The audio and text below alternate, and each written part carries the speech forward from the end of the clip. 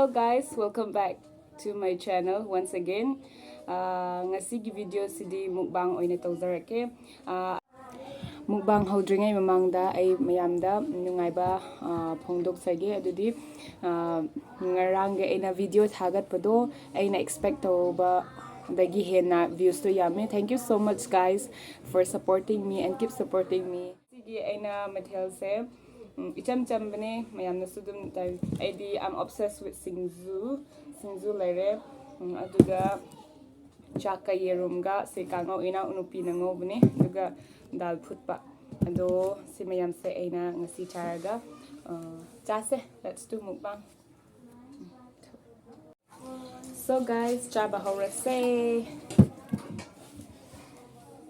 dal phutpa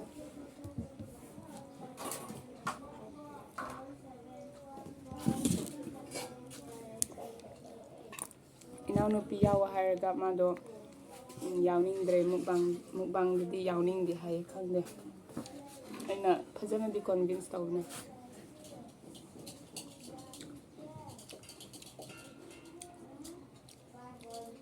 Kango ngobase yam hawe ina nupi se yam haye ado man ina nupi do khangning pataradi mage insta gi link do description box ta thamge aduga if you haven't followed me on Instagram, I'll put the link on the description box. Please do follow me.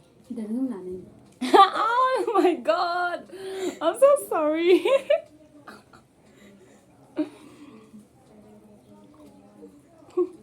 Gaururine.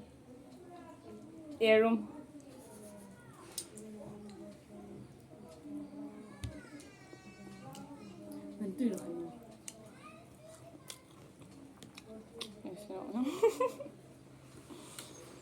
아이기 깨마세 나 아직 파자다 봐고 이게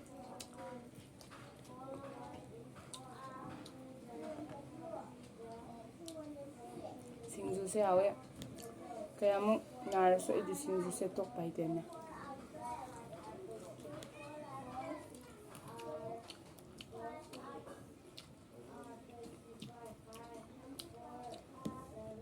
yam hawe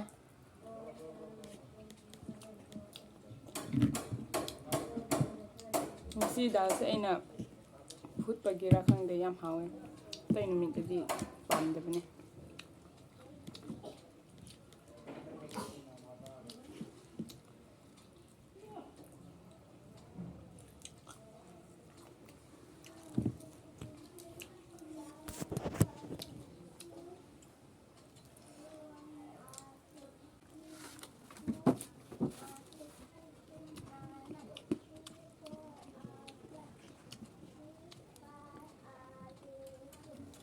Kailangan tayo bilisan mo. Mas mo to YouTube.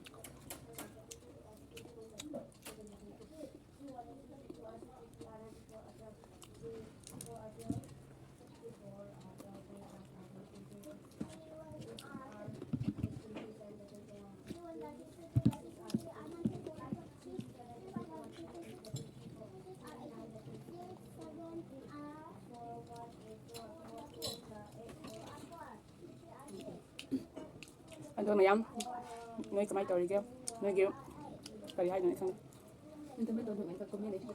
noi na to kaning ba video do comment hay biro so dum video sa upload tawni ngay kan hot na jage habi content phaja sa isa taw ba hay ta edit taw bu su am hay ko do mayam na suggest taw biro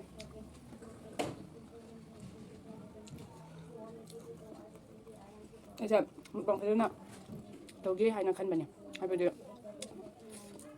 세밍을 이제 해가 딱 라면이고 딱 톡분이 맞으게 낭다 봐 할까 어시디어 가나서 이렇게 이전 비가 있었거든요.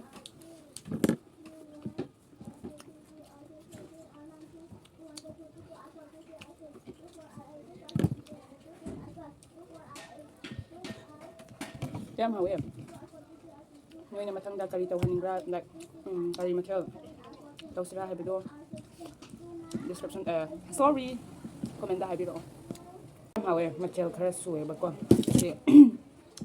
haptada golapati do lairu bane ba ꯌꯥꯝꯁꯨ ꯌꯥꯝꯃꯦ ꯍꯥꯎꯁꯨ ꯍꯥꯎꯋꯦ ꯑꯗꯨꯒ ꯃꯊꯦꯜꯁꯨ ꯁꯨꯑꯦ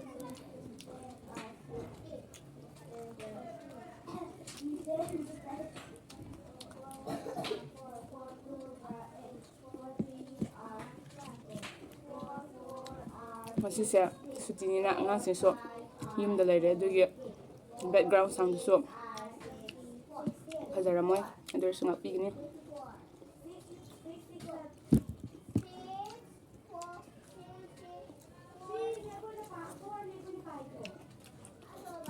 Four and a half, 6. 2 6 I don't do 4.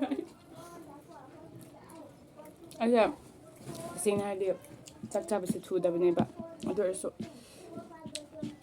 ꯉꯁꯤꯗꯤ ꯊꯨꯅ ꯆꯥꯒꯦ ꯍꯥꯏꯗꯅ ꯇꯧꯕꯅꯦ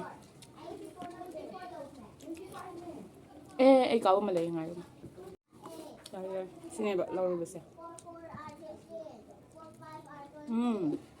ꯍꯥꯎꯋꯦ ꯍꯧꯖꯤꯛꯀꯥꯟꯁꯦ ꯑꯩꯒꯤ ꯁ꯭ꯀꯤꯟꯁꯦ ꯐꯠꯇ꯭ꯔꯦꯕ ꯑꯗꯨꯝ ꯑꯩꯈꯣꯏ ꯑꯩꯁꯦ ꯕꯦꯁꯇꯤꯁꯇꯨ ꯌꯥꯎꯕꯅꯦꯕꯀꯣ ꯀꯝꯄꯅꯤ ꯑꯗꯨꯗ ꯃꯣꯏꯒꯤ ꯄ꯭ꯔꯣꯗꯛꯁꯤꯡ ꯑꯩꯅ ꯁꯤꯖꯤꯟꯅꯩꯕ ꯌꯥꯝ ꯐꯩꯌꯦꯕ ꯑꯗꯣ ꯅꯣꯏꯅ ꯐꯦꯁ ꯃꯥꯁꯀꯨꯝꯕ ꯑꯗꯨꯒ ꯅꯦꯜ ꯄꯣꯂꯤꯁ ꯑꯦꯚ꯭ꯔꯤꯊꯤꯡ ꯀꯣꯁꯃꯦꯇꯤꯛ ꯅꯣꯏꯅ ꯄꯥꯝꯕ ꯁꯤꯔꯝ ꯑꯣꯏꯔꯁꯨ ꯑꯗꯨꯝ ꯂꯣꯏꯅꯃꯛ ꯐꯪꯅꯤ ꯑꯗꯨꯒ ꯑꯗꯨ ꯈꯛ ꯅꯠꯇꯦ ꯅꯣꯏ ꯀꯤꯠꯆꯟꯗ ꯁꯤꯖꯤꯟꯅꯕ ꯑꯩꯈꯣꯏꯒꯤ ꯊꯥꯎꯁꯨ ꯑꯩꯈꯣꯏꯒꯤ ꯊꯥꯎꯁꯦ ꯁꯤꯗ ꯕꯖꯥꯔꯗ ꯂꯩꯕꯁꯦ ꯈꯔ ꯑꯩꯈꯣꯏꯒꯤ ꯍꯦꯜꯠꯀꯤꯗꯃꯛꯇꯗꯤ ꯈꯔ ꯌꯥꯗꯕꯅꯦꯕꯀꯣ ꯑꯗꯨꯕꯨ ꯑꯩꯈꯣꯏ ꯋꯦꯁꯇꯤꯖꯀꯤꯗꯨꯅ ꯌꯥꯝ ꯐꯕꯅꯦꯕ ꯃꯣꯏꯒꯤ ꯑꯣꯏꯜꯗꯣ ꯃꯣꯏ ꯄꯣꯠ ꯆꯩ ꯄꯥꯝꯕ ꯂꯩꯕ ꯇꯥꯔꯗꯤ ꯏꯟꯁꯇꯥꯒ꯭ꯔꯥꯝꯗ ꯃꯦꯁꯦꯖꯇ ꯑꯗꯨꯝ ꯍꯥꯏꯔꯛꯑꯣ ꯑꯩꯒꯤ ꯏꯟꯁꯇꯥꯒ꯭ꯔꯥꯝꯒꯤ ꯂꯤꯡꯛꯁꯨ ꯊꯝꯒꯦ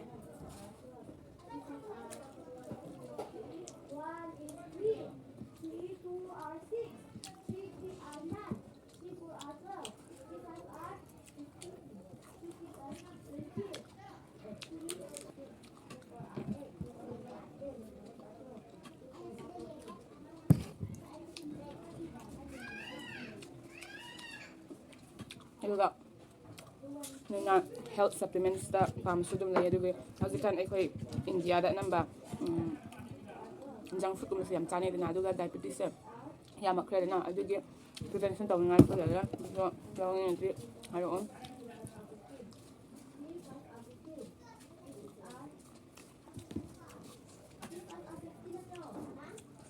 ꯏꯅꯥꯎꯅꯨꯄꯤꯁꯦ ꯇꯨꯃꯤꯟꯅ ꯂꯩꯈ꯭ꯔꯦ ꯃꯥꯅ ꯊꯨꯅ ꯂꯣꯏꯁꯤꯜꯂꯣ ꯋꯥ ꯌꯥꯝ ꯉꯥꯡꯅꯤꯡꯉꯦ ꯍꯥꯏꯌꯦ ꯃꯥꯁꯦ ꯀꯦꯃꯦꯔꯥꯗ ꯌꯥꯝ ꯀꯥꯏꯕ ꯍꯥꯏꯇꯥꯔꯦ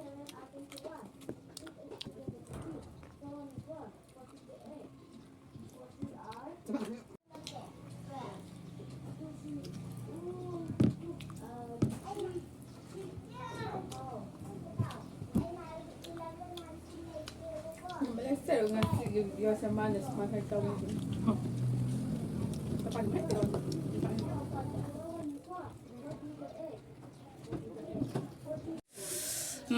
ꯆꯥꯕ ꯂꯣꯏꯖꯔꯦ ꯂꯣꯏꯕꯗꯤ ꯉꯝꯗ꯭ꯔꯦ ꯏꯅꯦꯁꯤꯡ ꯂꯥꯛꯑꯒ ꯃꯣꯏꯗꯣ ꯆꯥꯍꯟꯈ꯭ꯔꯦ ꯁꯣꯔꯤ ꯒꯥꯏꯁ ꯃꯊꯪꯗꯗꯤ ꯐꯖꯅ ꯄꯨꯛ ꯂꯥꯝꯍꯜꯂꯒ ꯆꯥꯔꯒꯦ ꯉꯁꯤꯗꯣꯀꯣ ꯇꯁꯦꯡꯅ ꯍꯥꯏꯔꯗꯤ ꯆꯥꯛꯇꯤ ꯂꯥꯝꯗꯕꯅꯦ ꯊꯦꯡꯅ ꯆꯥꯊꯛꯄꯒꯤꯀꯣ ꯑꯗꯨꯒꯤ ꯁꯣꯔꯤ ꯒꯥꯏꯁ ꯑꯗꯣ ꯃꯊꯪꯗ ꯅꯣꯏꯅ ꯚꯤꯗꯤꯑꯣ ꯁꯦꯝꯍꯟꯅꯤꯡꯕ ꯀꯔꯤ ꯇꯧꯍꯟꯅꯤꯡꯕ꯭ꯔꯥ ꯍꯥꯏꯕꯗꯣ ꯀꯣꯃꯦꯟꯗ ꯍꯥꯏꯕꯤꯔꯛꯑꯣ that's it guys hope you enjoy watching my video if you enjoy watching it please don't forget to subscribe my channel like and share bye guys